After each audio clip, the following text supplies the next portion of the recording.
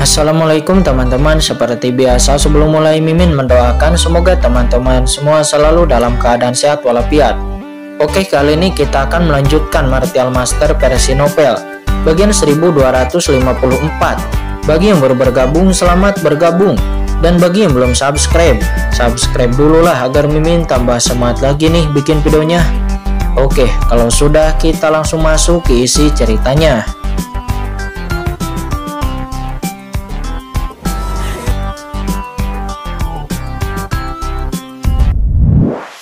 Menganggapnya serius karena dia sangat yakin di ranah yang mulia. Dia tidak takut kepada siapapun sama sekali dan dia sangat yakin dengan kekuatannya sendiri. Boom, pada saat ini bola guntur di atas kepala Leia tiba-tiba meledak dengan kekuatan guntur yang tak ada habisnya, dan guntur yang besar menenggelamkan segalanya, mengubah aula ini menjadi lautan guntur.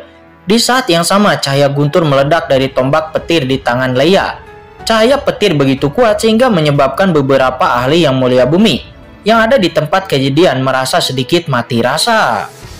Dalam sekejap Leia berubah menjadi guntur seperti raksasa guntur, dan napas yang terpancar membuat semua orang berubah warna. Napas yang sangat kuat. Banyak orang yang merasakan kekuatan Leia yang hadir nampak membicarakan Leia. Siapa yang dapat datang ke keluarga Ji yang bukan melupakan jenius top, memiliki PC yang luar biasa dan dapat melihat sekilas bahwa Leia ini sangatlah luar biasa. Jangan pernah berpikir bahwa Leia hanyalah berada di ranah yang mulia panah, tetapi aura yang dipancarkan olehnya mungkin sebanding dengan aura ahli yang mulia bumi. Nah, matilah, kata Leia. Guntur tak berujung langsung meledak dan tombak guntur di tangan Leia langsung meledak dengan keras ke arah Qingchen. Dengan satu pukulan darinya, langit langsung bergemuruh. Kekuatan guntur, konyol, 6 seni pedang reinkarnasi hidup dan mati. Kata Qingchen, dia tidak memikirkan pemikiran lain selain niat membunuh yang merembes keluar dari tubuhnya. Dan orang ini berani menginginkan Jiruyu. Pada saat ini Qingchen langsung mendesak Wan Jianhe, tetapi di sini Qingchen hanya mendesak sedikit Wan Jianhe. Tiba-tiba dari pedang emas di tangan Qingchen, cahaya pedang meledak ke langit dan Qingchen menebas ke arah Leia. Pada saat ini Leia melihat bahwa yang ditebas oleh Qingchen hanyalah sebuah pedang kecil. Tepatnya itu adalah sebuah pedang kecil berwarna emas yang tidak terlihat terlalu mencolok. Namun ketika pedang emas itu meledak dari cahaya pedang, sedikit ketakutan muncul di hati Leia.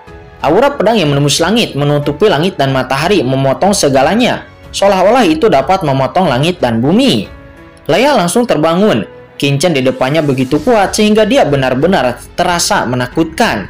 Saat ini Leia meraung dan kekuatan yang mulia di tubuhnya terbakar, dan di tombak guntur di tangannya cahaya guntur yang mengepul menembus langit ingin membunuh Qingchen dengan panik.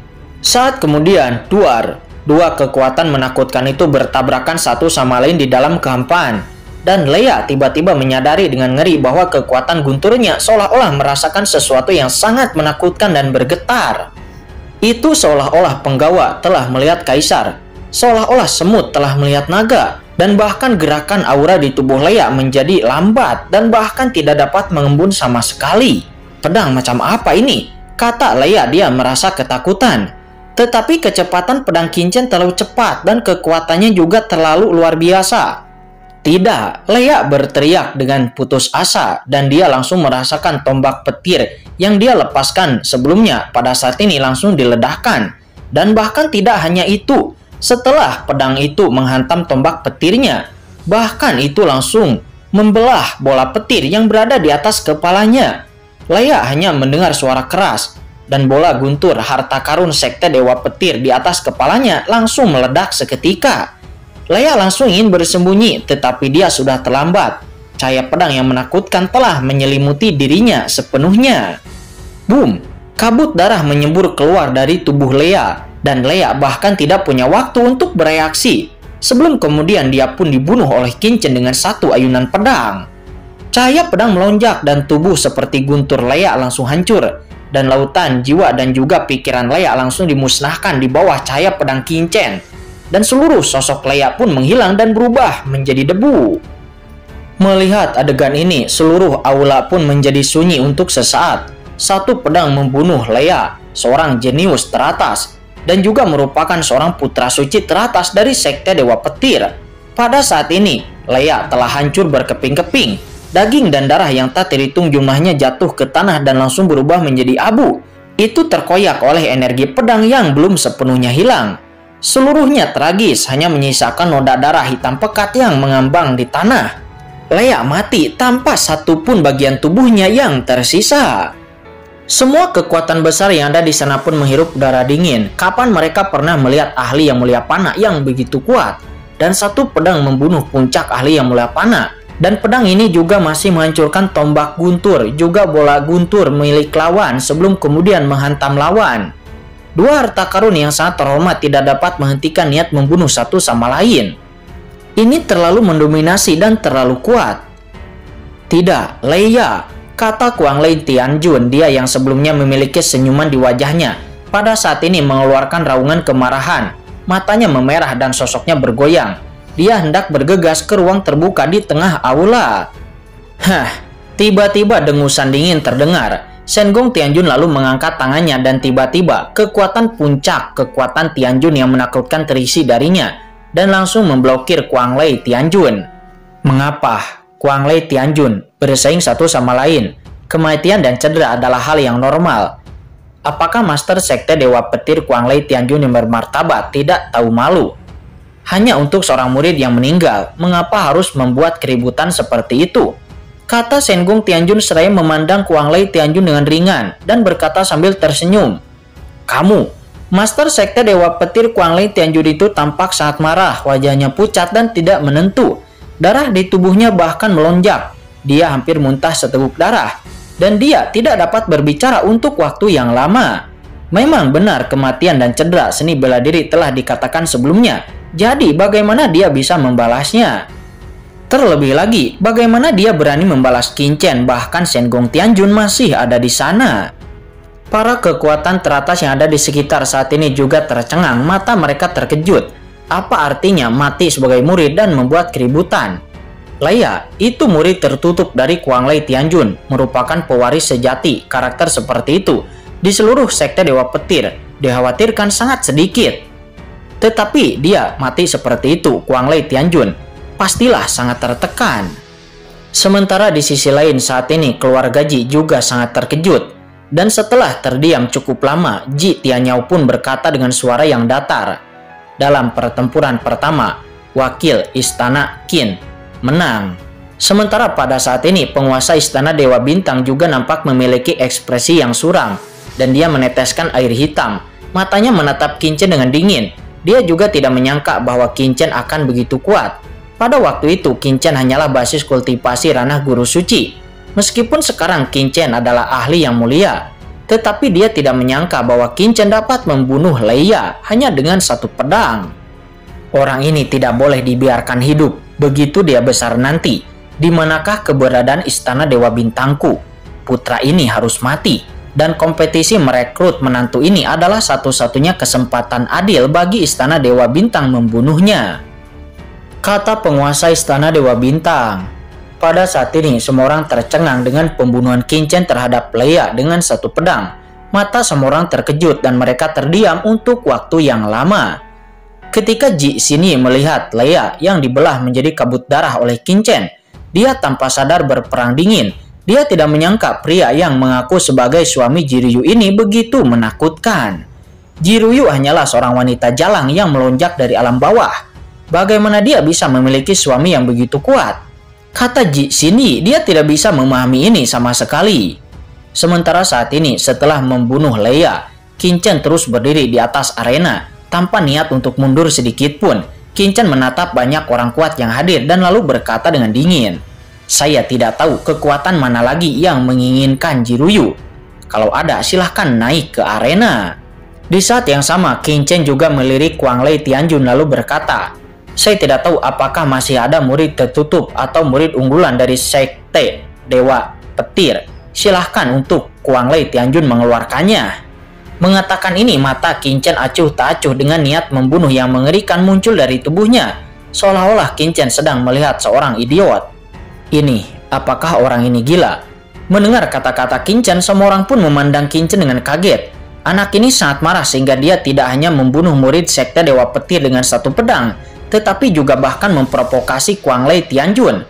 Kuang Lei Tianjun, sang master sekte Dewa Petir, juga merupakan ahli teratas tingkat Tianjun, dan dia juga merupakan master sekte dari sekte Dewa Petir. Sedangkan Qin Chen itu hanyalah seorang junior, bahkan jika dia adalah wakil ketua Aula Tianjuo, tetapi mereka masih tidak menyangka bahwa Qin Chen berani melontarkan kata-kata seperti itu kepada Kuang Lei Tianjun.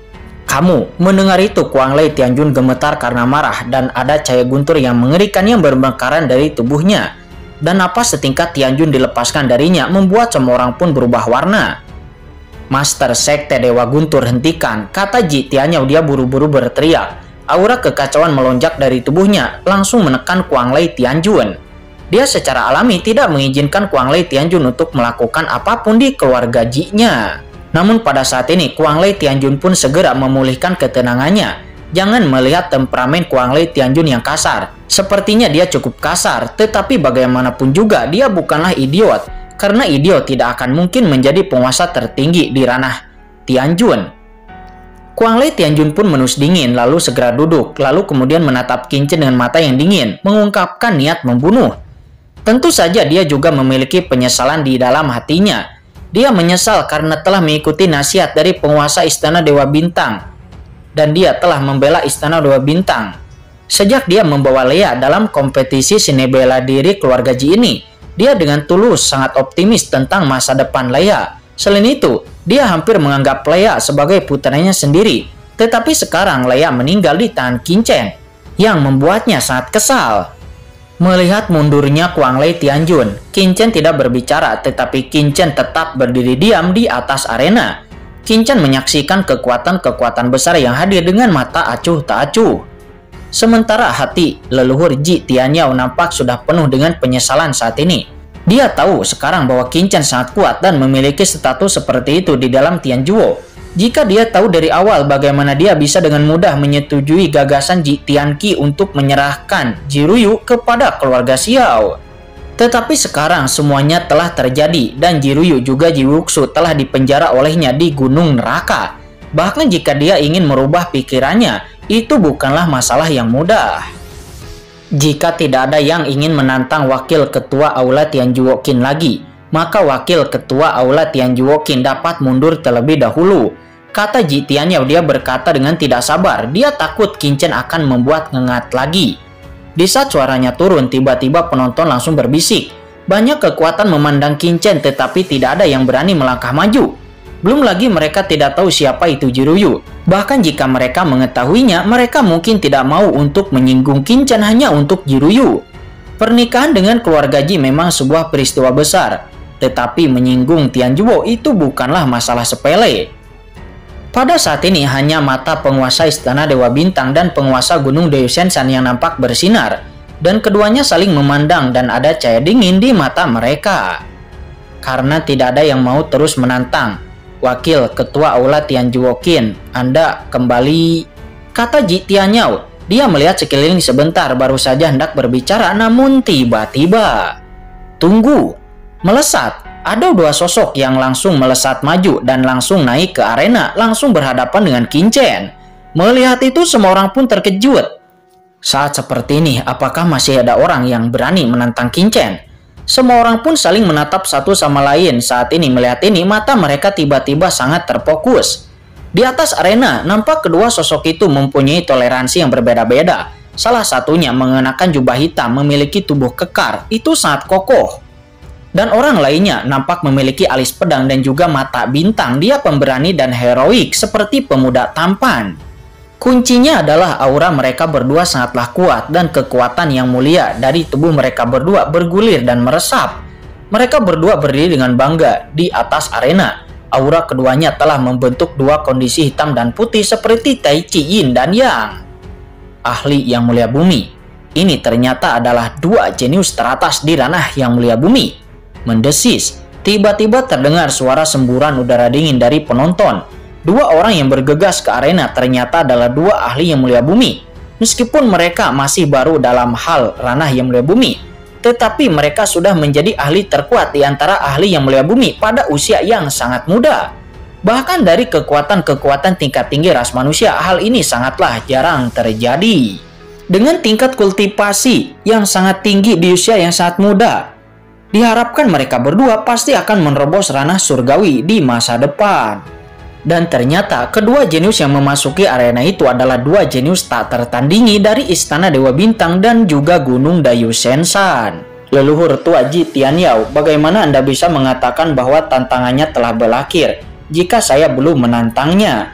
Kata pemuda dari Istana Dewa Bintang itu seraya tersenyum. Posturnya sangat bangga. Hahaha, Nona Jiruyu, dia luar biasa, sangat langka di dunia. Tuan Gunung Muda ini juga sudah lama mengagumi Nona Jiruyu. Dan hari ini, Tuan Muda Gunung ini juga ingin memperjuangkannya. Kata Tuan Muda dari Gunung Dayusensan, dia juga berkata dengan posturnya yang sangat bangga. Kedua jenius muda itu memandang Qin Chen dengan mata yang dingin, dan sepertinya ada api yang bermekaran di kehampaan dengan niat membunuh yang melonjak. Sementara pada saat ini, semua orang di lapangan merubah ekspresi mereka dan lalu memandang ke arah penguasa Istana Dewa Bintang dan penguasa Gunung Dayusensan. Kedua kekuatan ini sebenarnya ingin berperang untuk memperebutkan Jiruyu. Sebelumnya, semua orang merasa bahwa Istana Dewa Bintang dan Gunung Dayusensan tampaknya menyinggung Tianjuo secara diam-diam. Dan itu tidak terlalu jelas, tetapi sekarang, setelah melihat penguasa Istana Dewa Bintang dan penguasa Gunung Dayusensan menyinggung Tianjuo secara terang-terangan, semua orang pun segera mengerti bahwa pertarungan hari ini pastilah akan sangat seru. Sementara saat ini ekspresi Ji Tianyao juga berubah dan dia memandang penguasa Istana Dewa Bintang dan penguasa Gunung Dayusensan. Dia mengerutkan kening lalu berkata, keduanya ini, keluarga Ji-nya bersaing untuk seni bela diri, bukan untuk kekuatan ini untuk menyelesaikan keluhan di antara mereka. Tetapi sekarang tindakan Istana Dewa Bintang dan Gunung Dayusensan jelas dimaksudkan untuk menyelesaikan masalah dengan Tianjuo di keluarga Ji. Tetapi pada saat ini, penguasa Istana Dewa Bintang tiba-tiba tertawa dan berkata, hahaha, leluhur Ji Tianyao, para pahlawan muda sangat mengejar cintanya. Anak muda ketika menemukan cintanya, mereka dengan putus asa akan bertarung untuk memperjuangkan cintanya. Sebagai sesepuh, tentu saja saya hanya bisa mendukung mereka. Kemudian penguasa Gunung Dayusensan juga berkata, ya, jenius muda saya, meskipun dia adalah tuan muda dari Gunung Dayusensan milikku, tetapi dia juga telah mengabdi pada kultivasi, dan saya juga belum pernah melihatnya tertarik kepada seorang wanita manapun. Tetapi saya tidak menyangka bahwa hari ini, jenius muda Gunung Dayusensan saya itu akan sangat mencintai keluarga Ji Anda yang bernama Jiruyu itu. Dan saya sebagai seorang guru, saya hanya bisa mendukung jenius muda saya itu. Mendengar itu, wajah Ji Tianyao menjadi jelek. Dia mengerti hari ini, untuk masalah Jiruyu, hari ini pemenangnya harus ditentukan. Kekuatan utama ras manusia ini. Ji Tianyao menarik napas dalam-dalam dan dia menjadi sangat kesal. Karena menurutnya, kekuatan ras manusia teratas seperti Tianjuo, Gunung Dayusensan, dan Istana Dewa Bintang sama sekali tidak menaruh perhatian kepada keluarga Ji-nya. Akan tetapi walaupun begitu, leluhur Ji Tianyao masih mempersilahkan. Karena kekuatan-kekuatan besar ini akan membuat masalah di sini, maka dia akan membiarkan mereka untuk membuat masalah.